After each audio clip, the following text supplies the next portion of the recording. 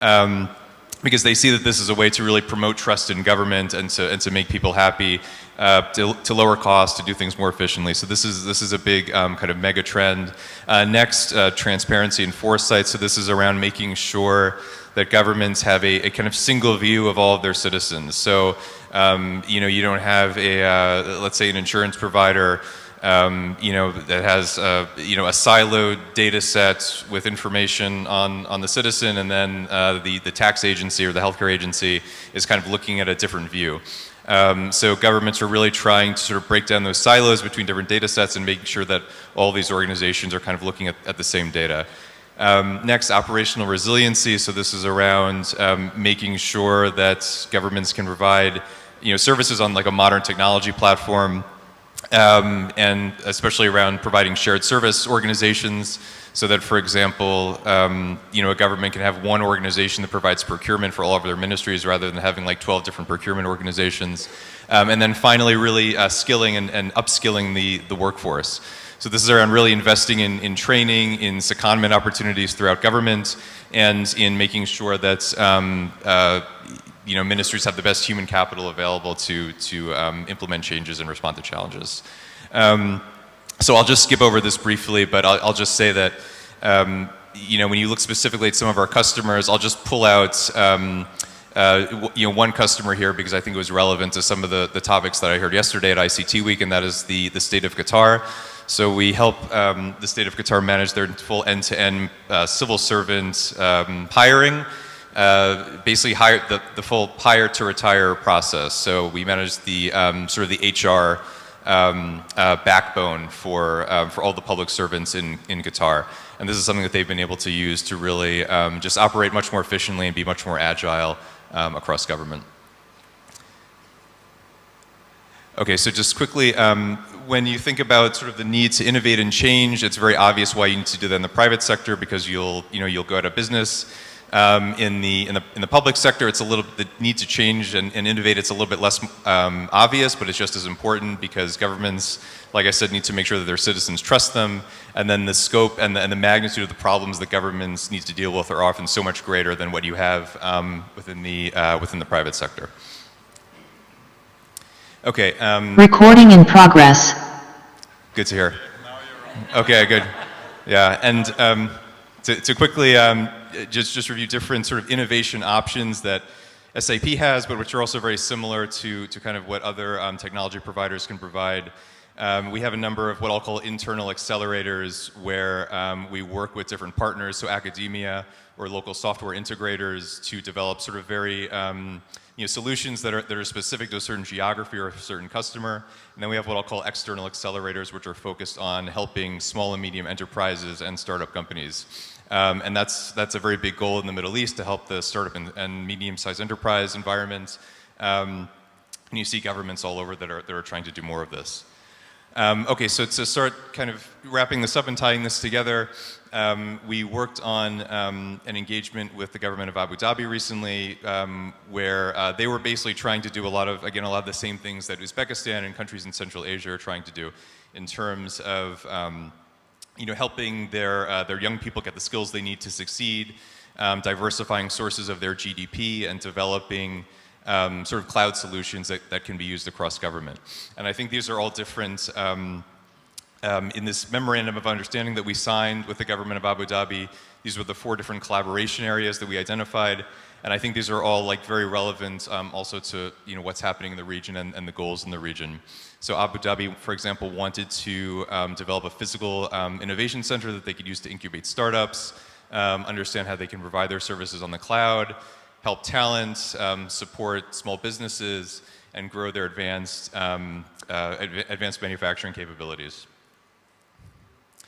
And I think that when governments are trying to sign these memorandums of understanding and actually trying to enact these changes, this isn't necessarily an easy thing to do. It's a lot to manage. Governments might not necessarily have the right skills or the right people in place. So these are just some of the success factors that I've noticed from my work with Abu Dhabi and from similar customers. I think they would also apply to to the government here in Uzbekistan. But first, we had a high level of executive buy-in with this agreement. So our MOU was signed by the CEO of SAP and the deputy ruler of Abu Dhabi.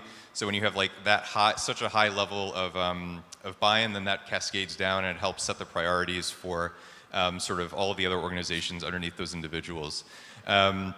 Next, we had people that were properly empowered to make decisions. So to use a military analogy, it wasn't just like generals and enlisted men doing things. We had very good officer corps, I would say, from both our government counterpart side and from the SAP side, who are empowered to make independent decisions. And both sides also had a lot of experience doing similar engagements. And finally, just one other thing I'd point out is that this agreement that we signed with Abu Dhabi to help innovate in the government, this was just the one agreement on this topic that Abu Dhabi signed with us. So it wasn't just one of many different MOUs. Sometimes you'll hear about an organization that signs 20 MOUs at once with 20 different organizations, but very often that can be very difficult to manage, and it can be very difficult for both the government agency and for the people that sign the agreement to sort of break the agreement down into structured work streams that can then sort of be worked on and executed upon. But this agreement was much more targeted, and there was just a very high level of buy-in on both sides. So it actually has allowed things to work, and we've been quite successful with it so far. And we're hoping to do a lot more similar work in Uzbekistan and in Central Asia. So I hope I'm not too far over time, so I will turn it over to the next speaker now. Thank you, John. Appreciate it. Really, it's great to hear that even the public sector needs innovation. That's for sure, and government definitely is a player in this whole spectrum and sector. Thank you, John, for a good presentation. I think you'll have more time towards the presentation to explain more and elaborate. But let's move on to the private sector and hear from Yurii the EPAM's point of view and vision about the future, and what are the trends, what are you experiencing, and where do you see the new dimensions? Thank you, Nikolay. Hi, everyone. And I am Yurii Antoniuk. Probably some of you who were yesterday here in this saw me. And one more time, I am from EPAM and managing Central Eastern Europe and Central Asia. For us, it's a growing region. We are very focusing to develop the country's young talents. And just one example, for example, in Uzbekistan, we grow not 11%, like Nikolay said, but 300% from last year to this year, from 300 people to 1,000 people. And it's a huge potential. So we looking on trends on a global level as a global company, and on a regional level a little bit differently, because you see that on a global level we come into recession, economy is a little bit slowed down, and we see big inflation rates and questions of what IT industry, what ITC can do in this situation, which trends we believe can help us together overcome this difficult season.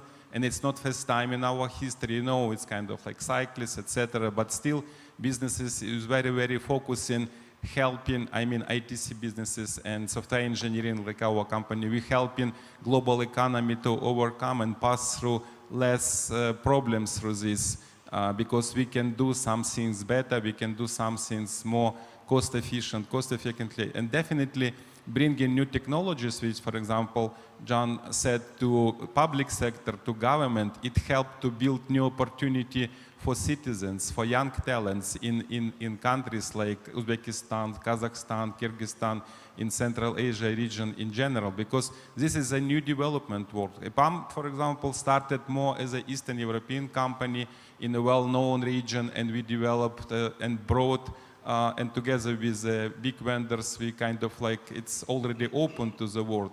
When Central Asia, from our point of view, it's a good position right now, because it's a huge talent of young kids who just come into this new world. And definitely this recession time is not the best one to start, but still we believe that Putin is one of the key trends. It's bringing more new technologies and new knowledge to the ground, to schools and universities, supporting private universities, some colleges, building something new which is more close to the real needs of business and industries, it helps to grow. And I know that and on ICT Week and on a strategy event, it's a big attention to education.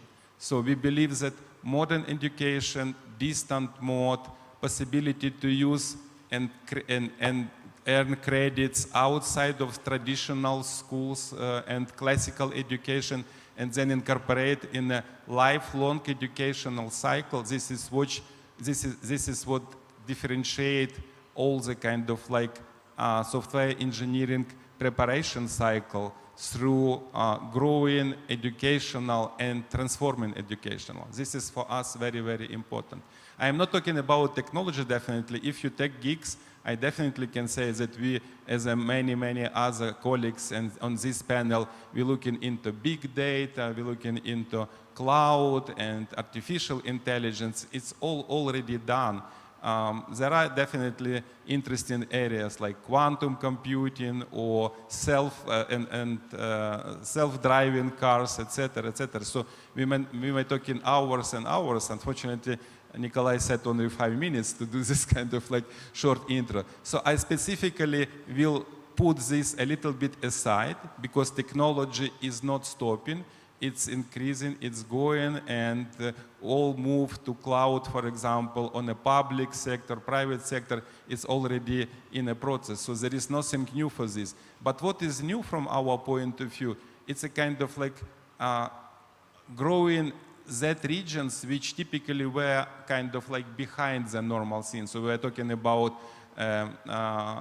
developed countries, we're talking about big industries in the US, in EU, in the APEC region. But questions, what's, for example, Central Asia or GCC, Gulf countries, Commonwealth, or countries which kind of like in a LATAM, what this country is doing. So company like EPAM and other and big vendors come into the regions to bring that experience and technologies we already developed together in a working on more developed markets. So from this point of view, one more time, distant education, preparation to do real work, and bringing new technologies to countries like Uzbekistan in the region. This is what definitely a new trend for us.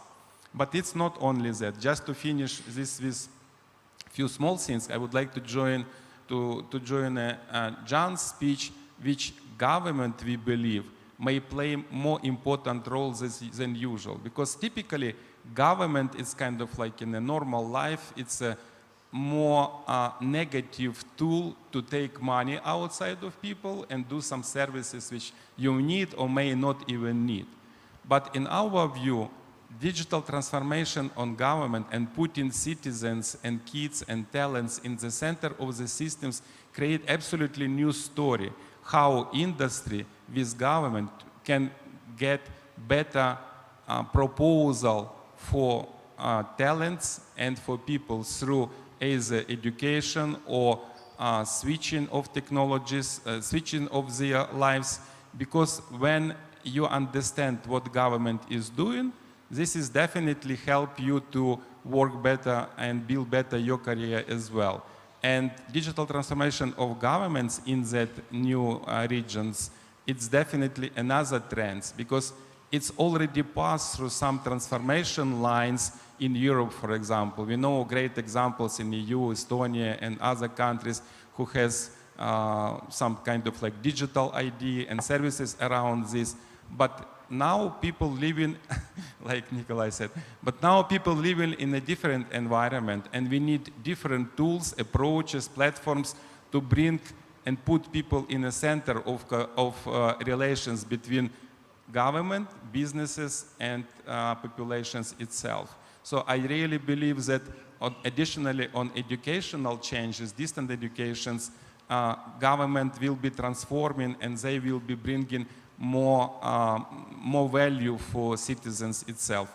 And last, to finish these 5-minute notes, I would say that private sector as well is changing. So we see more and more interest for bringing more value to businesses which we typically were thinking that it's more human extensive, like related to kind of like how many people you have in your organization, which engineering service are you doing, moving more to product development side, to do these excited examples which Steve yesterday presented on an example of Americans' technology lines and history. But here and now we see that these seeds is coming in other regions, like here in Central Asia. So building together this startup infrastructure, venture capital infrastructure, this is a trend for new regions as well. So I would just finish my note with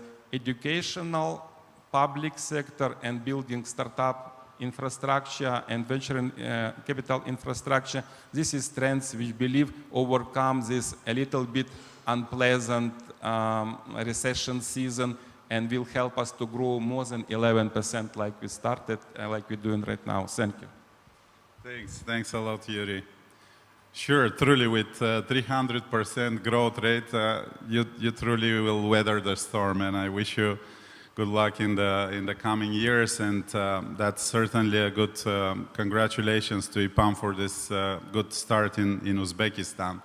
Let's hope for many more years to come. And moving on, Steve, it's your time now to maybe give us more of your good slides and more enlightenment into the future.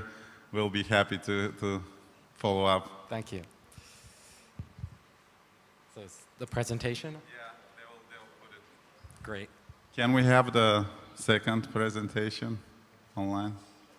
Yeah, thank you. Okay, great.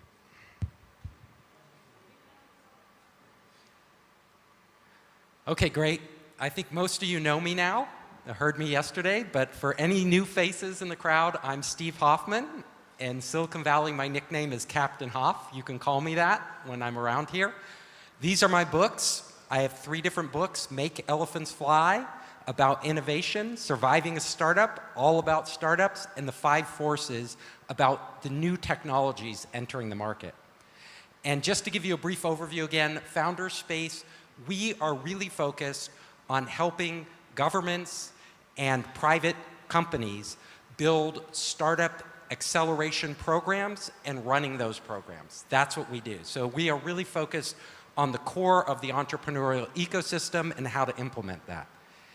Today, I'm going to give a very brief talk about the future of Eurasia and global IT trends. And to kick it off, we all know the potential here.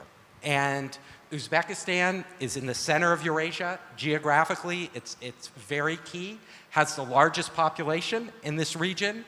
A very large percentage of that population is under 30, which makes it a very dynamic economy, especially for technology. And we all know innovation is accelerating. So the question is, what can the governments here do to really accelerate growth in the country? Now, there are a lot of different strategies, and I actually heard some great things last night from the government officials here in Uzbekistan about really focusing on education, about building the infrastructure, about focusing on outsourcing. I think those are necessary, but not sufficient. I think those are really important things to do to lay the groundwork, and you can go even further. So let me talk about digital transformation and how it's accelerating everything. We all know that every government and every company in the world today is focused on gaining key real estate in the future digital economy, because we are positioning ourselves. And if you look at the companies that are going to be so successful in the future, not looking back, but in the future, what they're going to be doing is they're going to be staking out key points in the digital infrastructure, I call them nodes, that contain a lot of value. So these are value nodes where you can actually extract lots of value from customers or from processes that are digitizing. And if we look, companies like Google, in the early days, they basically staked out search. So search was a value node in the early days. Now they dominate that. Facebook focused on social networks. Microsoft focused on the PC platform early on. What are the value nodes coming in the future? So in the future, what we're seeing is everything is actually becoming more intelligent. So the value nodes in the future will rely on artificial intelligence. I firmly believe this. It's connectivity and artificial intelligence, and where can you extract the most valuable data? Because we all know most of the AI out there, most of the algorithms are out there in the public domain. The algorithms have been out there a long time. However, the people who put those algorithms to use, those algorithms are only as good as the data they get. So for governments here, and I look at governments around the world, and companies, private companies, and they're looking at, can I own this data? Can I create value here so that I can actually generate data from our users? Let me give you a very simple example. Amazon.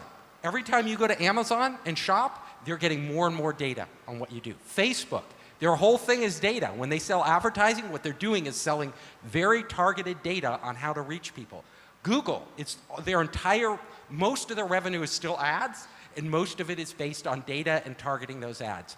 You're going to see, as artificial intelligence takes over most of the jobs we do and supplements most of the things, the ones with the best data will win.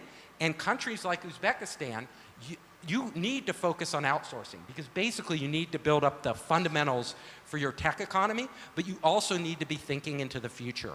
What data can we gather, and how can we give that or enable that for our entrepreneurs here in this region? So let's talk about outsourcing. It's really important. It's low capital requirements. You can start off very small. You can bootstrap it. Very easy to launch. You can literally launch an outsourcing company with 2 engineers or even 1 engineer overnight. You just hustle, and then you can grow it from there. And it's a clear path to profitability. So these are all pluses. It's the low-hanging fruit. In a country like Uzbekistan and in this region where wages are low, you have a competitive edge. However, that edge won't last forever. You're always going to be constrained by a couple things. One, it's extremely competitive, and all you compete on is wages, right? You lower the price when you're doing outsourcing. If you are competing on wages, it means your margins over time get squeezed, and that limits growth potential. You're also limited to the talent pool. Whatever talent you have, you can't scale an outsourcing company without people. So what we want are highly scalable businesses. So as you're pursuing a strategy of outsourcing, you also need to think about, where can we do more value creation? Where can we take our brightest people who might not return to Uzbekistan or this region, who might have studied abroad and might stay in America, and give them a reason to return? That is, if you give them a reason to return, you're going to win on both fronts. And this is what we're seeing. So innovation versus outsourcing. Outsourcing is kind of linear growth, although you could do very well at certain periods of time, especially if you gain market share, but it's still fundamentally going to be scalable by the number of people you can bring on. Innovation starts off slower. You're actually going to be spending money and not making money, but over time the value increases exponentially. And this is why innovation economies are so important. You can see this around the world, countries that focus on innovation as opposed to outsourcing. A great example close to here, Israel, right? Israel really, their talent is really focused on innovation, and you could see the amount of value they're creating for a small country. So let's look at innovation economies. Innovation economies are highly scalable, they're more resilient, more flexible than other type of economies, and they become global talent magnets. And this is what you want to become. You want not only the Uzbeks who have gone abroad, studied abroad, become very well educated, to return here and see this as their future opportunity to build their next big business, but you also want to attract international talent. So really great hubs of innovation around the world, whether it's Singapore, whether it's Seoul, whether it's London, whether it's Silicon Valley, New York, we are attracting the best talent from around the world. And you have to think in terms of that. So not just what are your policies in terms of how can we build the fundamental competition and outsourcing, how can we do infrastructure here, those are really important. But what can we do to make it really easy for people to do business here? And if you look at Estonia, they have done an amazing job, right? Estonia a small country again, very small, but literally the government made it really easy to get an e-visa. Now lots of countries are copying them. So anybody can open up literally a bank account in Estonia and a business in Estonia without ever setting foot in Estonia. You can do that. We should be able to do it here. They also took education to the next level. They got everybody connected in the country. This is something Uzbekistan and the regional government should be thinking about. How can we get every single person with a high bandwidth internet connection? Because as soon as somebody has that, a young student has that, doesn't matter if they're in a remote village, suddenly the world is at their fingertips. They can create. And ultimately, how can this country and this region develop domain expertise? Expertise where you become a go-to person for a certain area. Israel did it originally in cybersecurity. They became the leader in one sector, and then it broadened out. Other countries have focused on other things. Japan is focusing now on robotics because they need robots. You look at South Korea, they've really built an entertainment powerhouse. Like K-pop and all their entertainment television shows are going everywhere. And you look at London, they've done financing. What is going to be the sweet spot here in this region where you can really focus on and attract that international talent? Now, before I flew here, I was in Singapore and Malaysia working with the governments there, and it's a really good example. So Singapore has a population of 5.6 million. Malaysia has a population of 33 million, very similar to Uzbekistan. However, their economies are very different.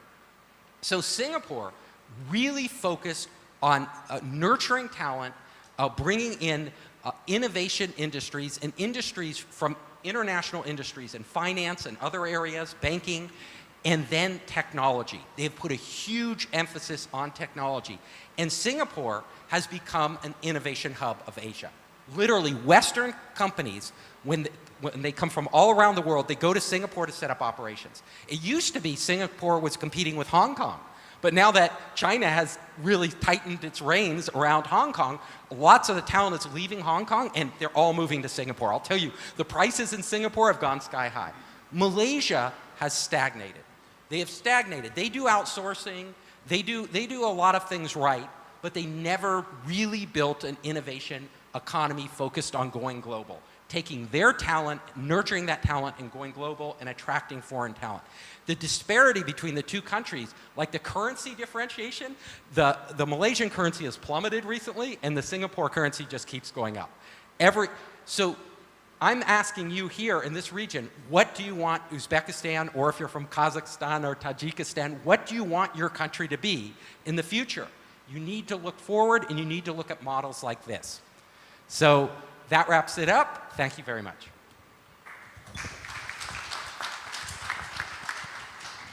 Thank you, Steve. Thank you for your enlightening words. As always, it's challenging and stimulating. And one theme that I keep hearing is innovation. Innovation in government, innovation in private sector. Now we hear innovation on a country level. Definitely innovation is something that will be the key driving force into the future. And it's where competitiveness comes and value added and all those margins. Let's turn over to Elena from Exadel. I've always wanted to learn more about Exadel. You're the first person I meet from Exadel. So tell us about your company and what you do in Uzbekistan, in the region, and what are your visions for the future? Thank you. Hello, everyone. My name is Elena Krukovskaya. I'm Chief Operations Officer at Exadel. I'm lucky that it's my third time here in Uzbekistan and second time in Samarkand. And I'm always delighted to visit because a lot of historical places here, right? The Samarkand is the place of birth of algebra, right? And like hospitality is amazing here, tasty food, right? Really nice people. Again, hospitality.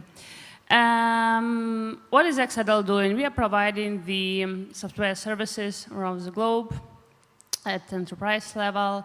We have offices in East Europe and in Central Europe, in Uzbekistan. We have offices also in Georgia, Ukraine, Belarus, Poland, Colombia, like Brazil and so on. And when I visited the first time Uzbekistan, I was invited, we didn't still have the company, and I just recalled, oh my gosh, what do I know about the Uzbekistan? And I was thinking about the cotton and about the melons, right? That is it. Right? But when I came and we went from Tashkent to Bukhara by this like Pendalina train, Afrasiab, I was amazed, right? Then we met with the university rectors and the government representatives, and they told us that there are more than 5 universities where the all courses are taught in English, right? And since then, we thought, okay, it's with this grand potential and the focus of the government, which is doing their best in order to create the right environment, not only from the educational point of view, but also economical point of view for the country. So that is the right place to start up the office here. And if we are talking about the future for Uzbekistan, it's already here. A lot of people are coming back. So we have a lot of like repatriants from the other countries, from Russia, from Poland as well, who are coming back to Uzbekistan because a lot of companies, international companies are here. And if we are talking about the things which can be done in Uzbekistan, it's combining the cross industries, right? As I mentioned, like my first thought was like, okay, melons. And here we come about the agricultural and biology. Such stuff like smart dust, which is spread to the fields and collect the information about the plants, about the soil, about the pesticides, and about like the potential harvest. That is one of the key, I think, trends that can be used here in Uzbekistan and also in Middle Asia.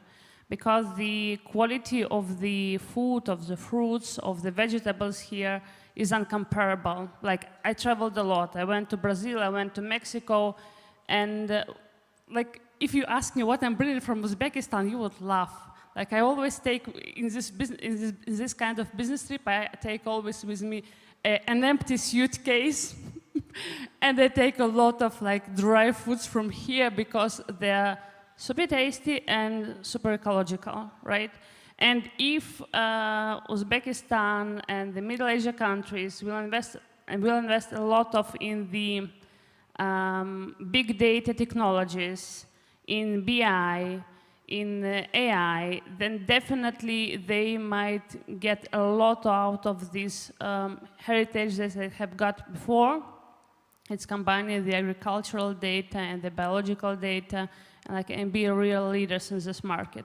Because again, the population is growing, right? And there are a lot of artificial food which we are consuming, and everyone here, like who live in the United States and Europe, can say that you are ready to pay premium for the good quality food, right? And in Uzbekistan and Middle Asia, it's actually can be also like one of the labels that you are growing here really high quality and ecological food. So that is how, let's say, the new trends and the heritage of Uzbekistan can be combined and bring a lot of the profits, not only for Uzbekistan, but for the whole world. And I just want to mention that we bring in a lot of clients here, and sometimes when you start to negotiate with the client a new project, new products that you would like to create for them, and you're saying, okay, we would like to invite you to Uzbekistan, we have a team here, and unfortunately they do not know Uzbekistan as an IT country, right? And sometimes like we are struggling to prove that yes, show them in the map, showing them some proof stories from the other clients. So that is where we would like also to have the assistance from the government in terms of like position Uzbekistan like an IT country at a global level. So this help kind of will be really appreciated. And that is it from my side. Thank you very much. Thanks, Elena.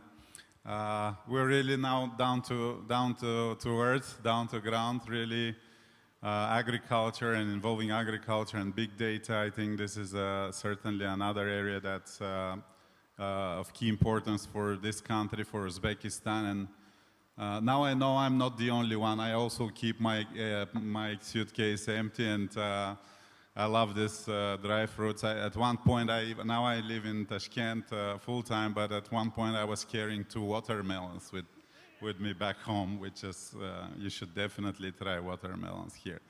Okay, let's move on to Felix and hear more on what Plug and Play can offer to this market, and what are your impressions of your visit. Perfect. Thank you so much for the introduction, and first of all, thank you for having me. Absolutely thrilled to be here also on this panel. It's a great honor. So with Plug and Play, we're still fairly new to the market and to this region, but we came here on invitation from the Ministry of IT and Communication and also IT Park in Uzbekistan, and we recently established our entity here in Uzbekistan, and we set up an office, a local office here in Tashkent. So we're still rolling out our operations currently, but we're already super amazed by the speed of things that are moving here, and also the innovative spirit set by the government and also carried out by the very young and striving population here in Uzbekistan. So before I go into the trends and what we're trying to achieve here in the local market, let me give you a bit of an overview of Plug and Play and what we're trying to do. So in the interest of time, I will skip through our history, but I want to put a real focus on our regional presence as well, and how we started and sort of where we're going. So I mean, in general, we are running innovation platforms. So we have different value streams. Let me see if I can, because I think yeah, it's not in the right order, but we'll make it work. So we are running different accelerator programs and innovation platforms across the globe. So we're currently running over 60 innovation and accelerator programs in over 47 locations. Over the past 16 years, we've been in touch with over 50,000 startups around the globe, and these startups can be spread across 19 different industries that we're covering at Plug and Play. So the corporate innovation side is one thing, one side of our business model. On the other side, we're still one of the most active investors in the world. So we're investing in about 250 startups globally across these 19 industries, and we've come across very exciting and young teams in the past few years, and we're super fortunate to work with these teams and try to connect them to the biggest corporations in the world. So what are we trying to do? For us, it's all about partnerships. So we are trying to connect the corporations that we're working with, and we're working with over 670 of the largest corporations in the world, and we're trying to connect them with young startups and young tech companies, not only in this region, but also across the globe. So here in Uzbekistan, we're really focusing on supporting the young entrepreneurs, to supporting young teams by providing them landing pads across our international locations, and by helping them through mentorship programs, through exchange with our other startups and corporate partners, and really getting them up to speed and ready for the international market. So what does it look like in the end? So at Plug and Play, we see ourselves as the matchmaker. So we see ourselves as the center of the ecosystem and in charge of building an ecosystem of change makers, far beyond just the collaboration between our corporations and the startups. So we're trying to build an ecosystem as a whole, and we're trying to build it here in this region, and then getting it up to speed and integrating it into our international network. So as I already mentioned, we are strongly collaborating with the Ministry of IT and Communication here. We're also in talks with other ministries here in Uzbekistan, and planning to add them to our operations fairly soon. We're also collaborating with the universities here in Uzbekistan. We hear, as we also heard from Elena, there's a lot of potential in the young entrepreneurs here in this region. So we want to help them integrate their ideas into our global innovation network. Of course, we also, through our investment activities, have our network of global VCs and investors. So as I said, we're still one of the most active investors in the world, and we want to bring these investors also to Uzbekistan to realize the potential of the market here and the potential of the startups that we've already seen in this region. So, as I already mentioned, and again, these slides I don't think are in the right order, but I'll improvise here. But we're working with 600 of the largest corporations in the world. We're covering 19 industries. You can see a snapshot of the organizations that we're working on here.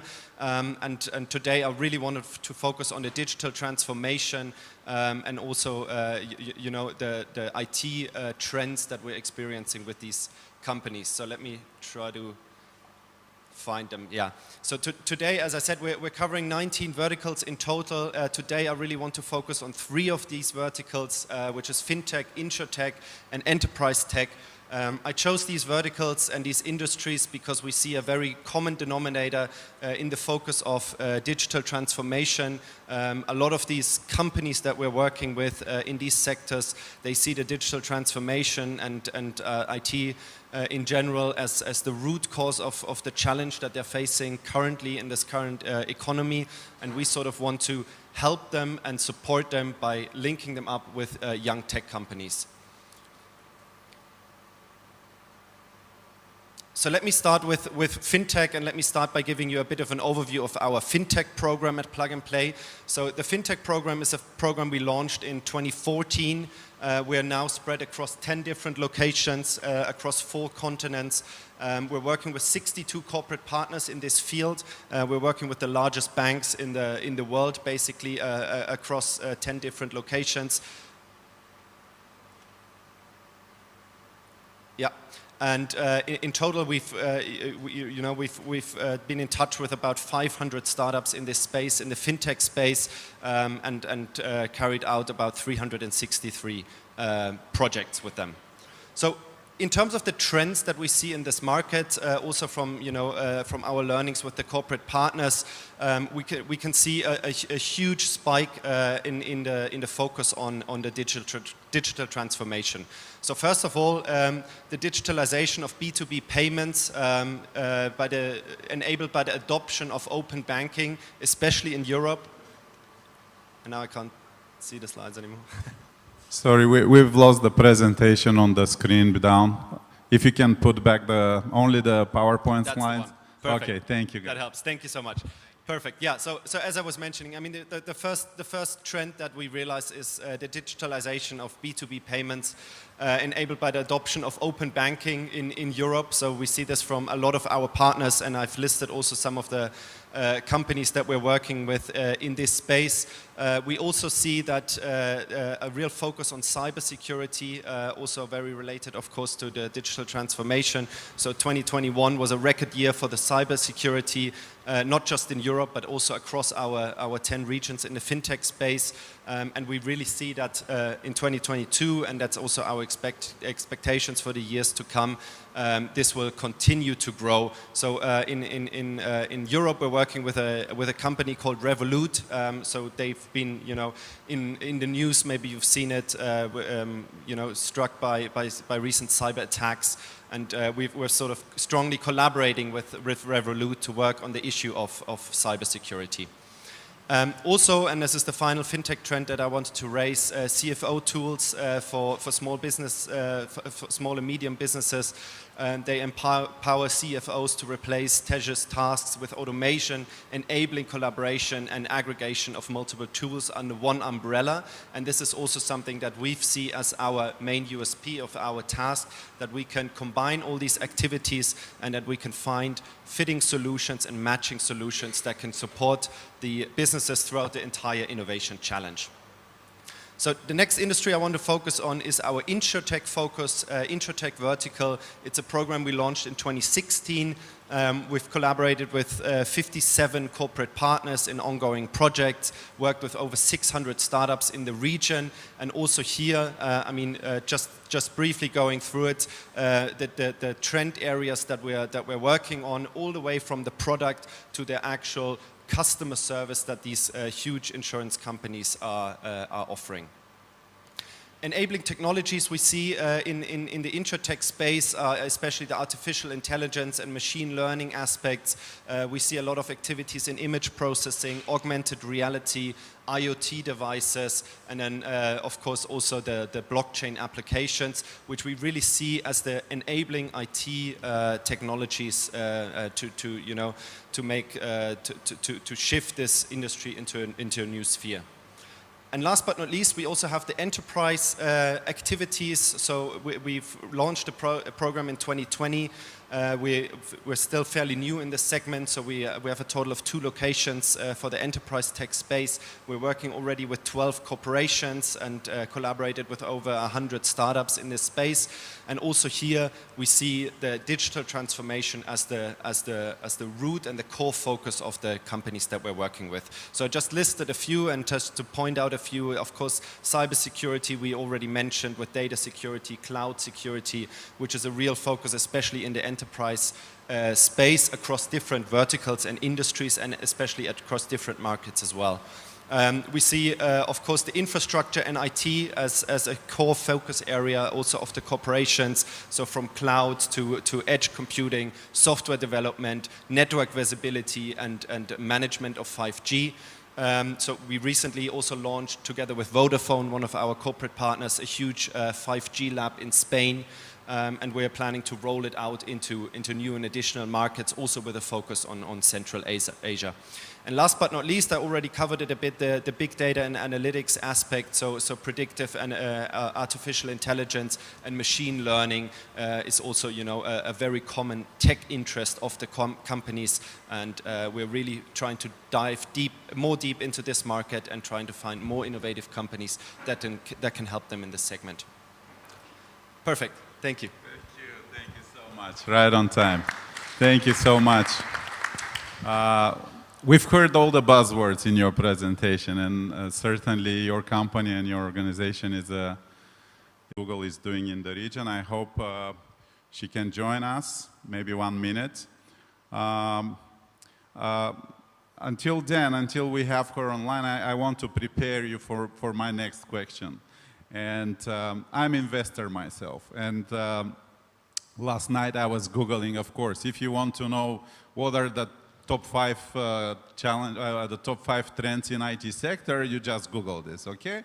And Google gave me a very simple answer, and I want to challenge you. Where do I put my money? What are your top 3 bets out of the 5? Where do I put my money more into the future? Because now the industry is suffering, and the whole world is suffering, and the markets, but or maybe anything else. We've heard about self-driving cars or batteries. I've read a lot about that. The future is in saving energy, etc., etc. So let me check. Do we have Olga online, or we lost the connections? It's working. So anyway, who wants to take the question? Maybe John. You have been. Yeah, that's a good question. So I'm generally like a low-cost, efficient markets index fund investor. So I'm probably not the best respondent for that. I mean, for the metaverse, I mean, if you think about, if you like translate the questions, like which sectors, you think will grow quite a bit, and where you want to put like money in like a basket of one of those sectors. I mean. I think the metaverse probably has a lot of potential. I mean, I'm not totally sold on like all of the companies or all of the buzzwords that I hear about it, but it does seem like there are a lot of like interesting use cases around like tourism and collaboration and and other things. I mean, blockchain. Blockchain technologies. I think that's there's like a lot you can do there. I'm not really sold on crypto, so I don't know if I'd be investing in like Bitcoin right now. Or any other cryptocurrency. And I mean, data is, anything like big data analytics, that'll be big for a very long time, but it also seems like more of a mature sort of market. I mean, there are a lot of companies and a lot of industries that are doing that, big and small, from like SAP and Oracle down to like very small startups like, that's not really, Palantir isn't a small company anymore, but you have a huge diversity there. Again, I will probably dive in a little bit too deeper because it's not about the technology, but it's about the combination technology with something like practical, like medicine, right?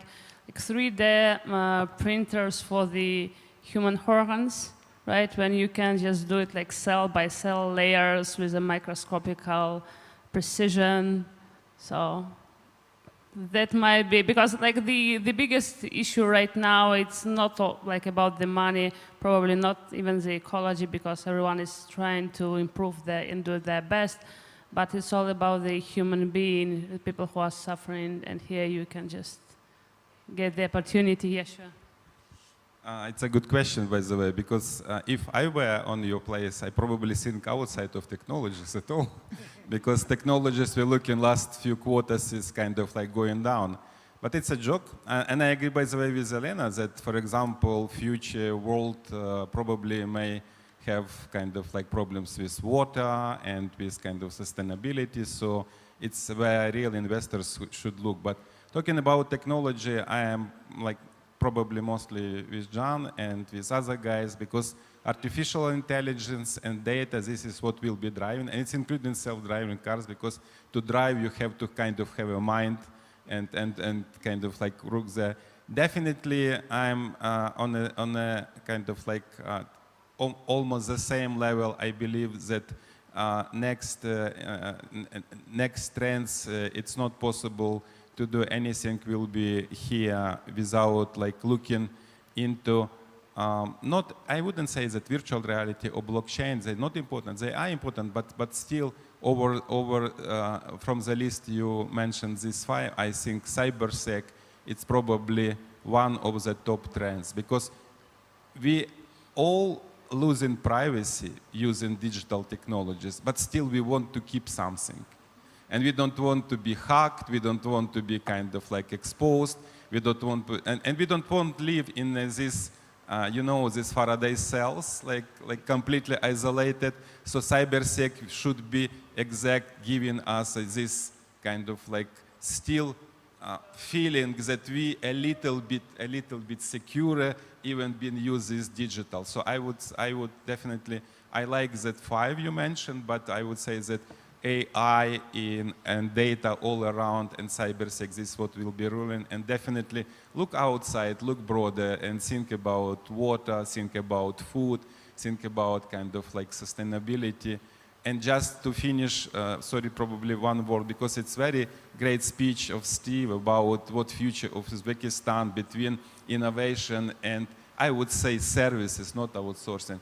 I think you should do better, guys, at previous country like Eastern Europe or Western world. You should take a hybrid and combine this together, because innovation is at top. I fully on this side. But service help you to grow scale. We really need more wealthy people in a region. And this is what definitely will bring you to success. So sorry for a little bit side comment. So when I look at startups out there and analyze them, I don't actually care about the technology. I only care about the technology insofar as it allows that startup to create value for a set of customers that no other company is doing. So either they create exponentially more value for their customers because they're using technology in a way that enables their customer to do something that they couldn't do before, or they're creating different value. They're creating a new product on the market. So the technology doesn't matter. But when I look at the real world out there, and you mentioned these technologies, the ones I see on average creating the most value will definitely AI, creating huge amounts of value for corporations, because anytime you can automate a process, anytime you can take people out of the equation, anytime you can gather analytics and data and use that to forecast the future, these are all extreme value creation. Anytime you can take a process and make it much more efficient, these are extreme value propositions. You look at the metaverse now. You know, I know Mark Zuckerberg has bet Facebook on the metaverse, and I feel sorry for him. I usually don't feel sorry for Mark, but I will honestly tell you, it's way more hype than there is substance. So I go on the metaverse. I go to these Decentraland and all these places. Nobody's actually hanging out there. Nobody really cares about NFTs unless they can flip them for more money. And they're in these metaverse places, they just want to flip them for more money. Do I believe in gaming? Yeah, big time. Gaming is huge and it's going to stay. But just the pure metaverse hasn't created a lot of value. Blockchain has created a lot of value in a very narrow area, and that is cryptocurrency. If you look at that, there's a lot of activity there, a lot of innovation going on. But outside of crypto, and you have to remember, blockchain was created specifically to enable cryptocurrency. Now we're trying to apply the blockchain to all these other problems. Very few of them, and there are a few that do work, but the vast majority of them, actually you can do better with traditional centralized systems. Using decentralized systems is most governments, let's face it, and almost every corporation on the planet wants control. And so that's my take on that. Thank you, Steve. We have Olga online. Hi, Olga, I hope you can hear us. Hi. Hello. Hi, I can hear you very well. Can you hear me? Excellent, excellent. So we're about to at the end of our presentations today, and you're the last in line. So please join us and share your wisdom and your ideas for the future of this region and IT technology.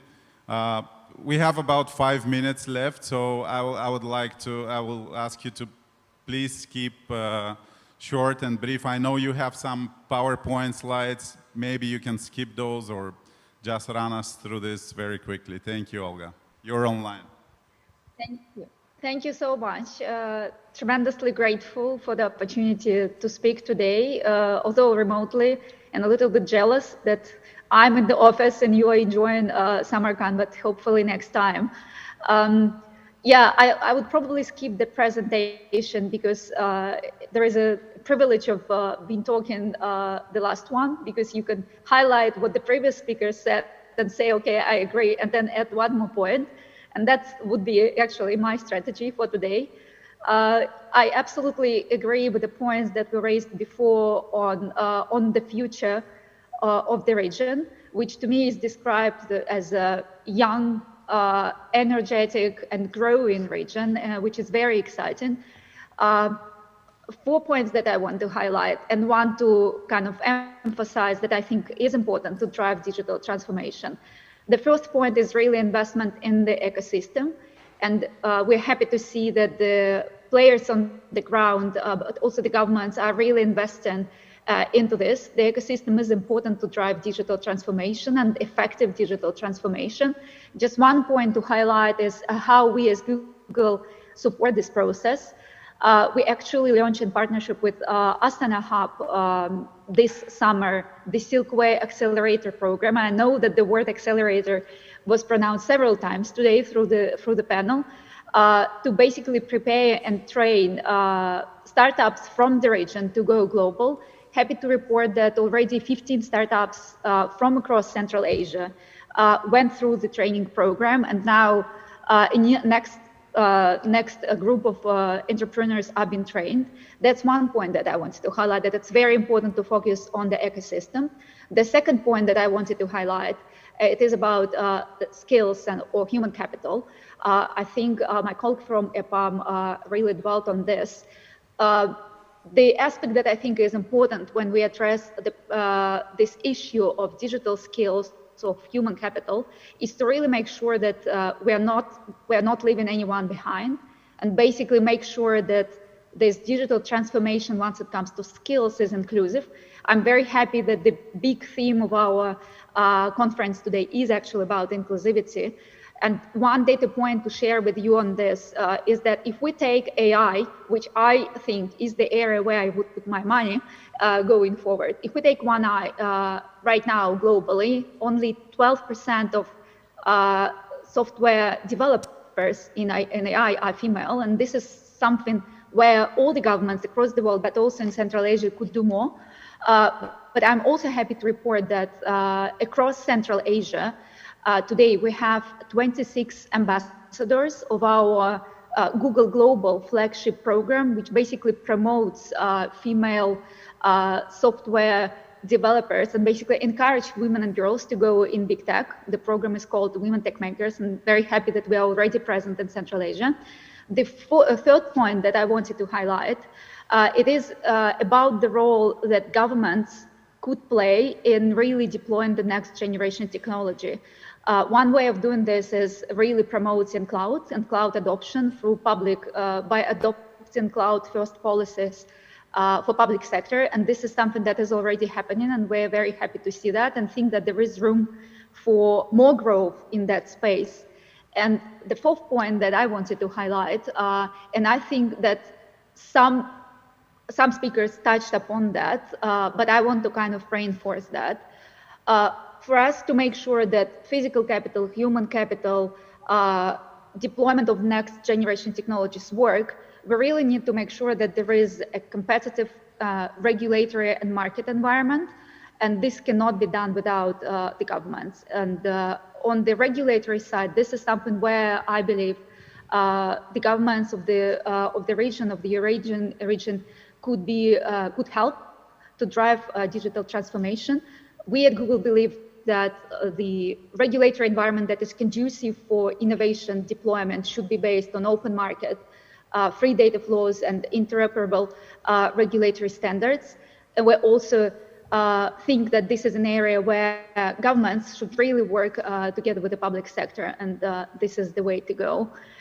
With this, I would actually skip my presentation, as I already announced, and would be happy to take part in the discussion, which was very interesting. Thank you so much, Olga. Really appreciated your speed presentation. Really appreciate it. We're out of time. We're running out of time. The time is over, but in order to reward the audience and all of you guys who have been sitting and listening to us and watching us, I will give you a chance to raise your questions. Maybe we have time for one question, and if it's not good enough, we'll give a second chance for a second question, and that's about it. So who is brave enough to raise your questions? Otherwise, I have enough to, that's why I love my job. I have this wisdom here for free. So, okay, we have a question from the audience. Speak loud and, yeah, maybe you can present yourself, but very quickly, just name and company. If it's not working, come. One. Now it's working. Okay. Yeah. Good morning. My name is Shak Bazakmerim. I'm from Karik Institute. I understood that you have already have kind of contextual knowledge in Uzbekistan, in Central Asia. In this region is much beyond than watermelons or dried fruits. So, and my question would be about from government perspective, what would you advise the government of Uzbekistan or governments of Central Asian countries in one sentence? What would you advise to take out so that both innovation in digitalization process will further create enabling environment for value creation, basically? In one sentence, what would you just, you have now contextual background, you have been working with regulators, with governments, so based on your experience. Thank you.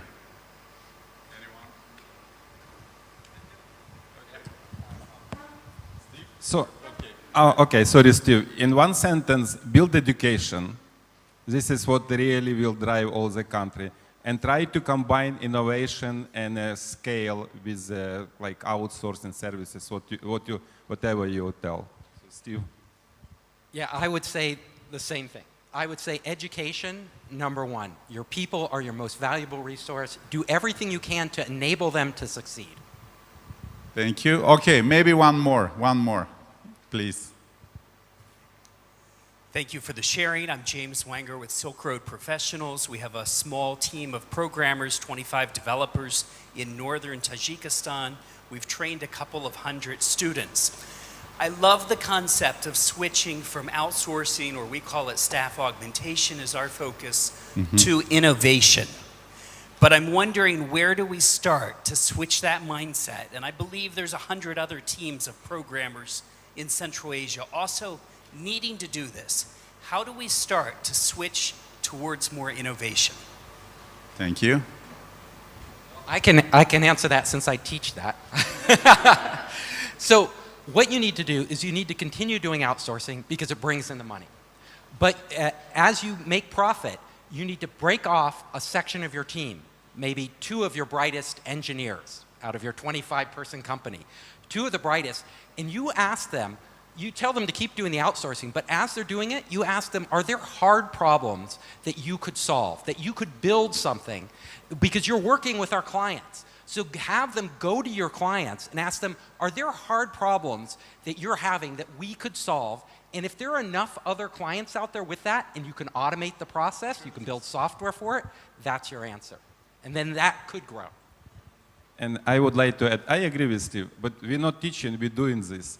And I would like to add that you not switch, you should not switch. You should do it together from the beginning. Because you definitely can find innovation in this argumentation you're doing right now. Innovation exists everywhere. The question, are we ready to take it on your side, here, on the ground, or you leave it to your client, which is because he is smarter or better understand business or any reasons. So believe in you and do it together, and you don't need to switch. You will build it and you will scale and you will bring innovation. And we're doing this in practice. Thank you. Thank you so much. Really, with this group of experts and people and collective wisdom, we can go for hours and hours. And I really, truly want to thank strategists for gathering this top-notch people here together.